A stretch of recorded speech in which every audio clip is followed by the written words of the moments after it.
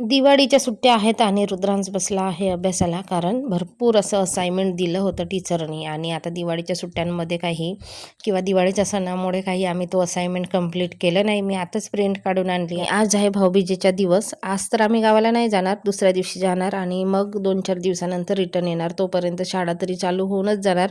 म्हणून म्हटलं रुद्रांशला, तू असाइनमेंट तोपर्यंत कंप्लीट कर, आपल्याला उद्याला जायचं आहे गावाला वगैरे. दुपारचे 4 वाजले होते आणि सकाळी घासलेले जे भांडे होते ते लावायचे होते, ते लावून घेतली. आणि दुपारचे मग जेवलेले जे काही भांडे होते ते मी रुद्रांशचा अभ्यास वगैरे घेतला आणि मग घासून घेतलं. भांडी घासली. रुद्रांशने खेळण्याचा पसारा पसरवून ठेवला होता, ते उचलून घेतली. घरातून झाडून वगैरे काढला आणि कपडे काढायचे होते तर कपडे काढून घेतले. कपडे जिथल्या तिथे फोल्ड करून ठेवायचे, म्हणजे वेळेवर सापडतात, नाही तर मग गोंधळ होतो.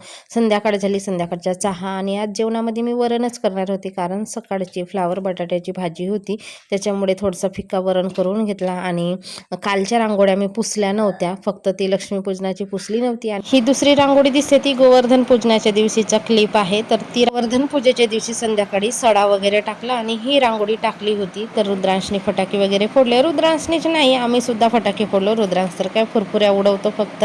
पुन्हा मग आम्ही तिघांनी मिळून फटाके वगैरे फोडले. थोडा वेळ इकडे तिकडे बघितलं आणि बाहेरचं वातावरण बघा, सगळीकडे तुम्हाला उजेडच उजेड बघायला मिळेल.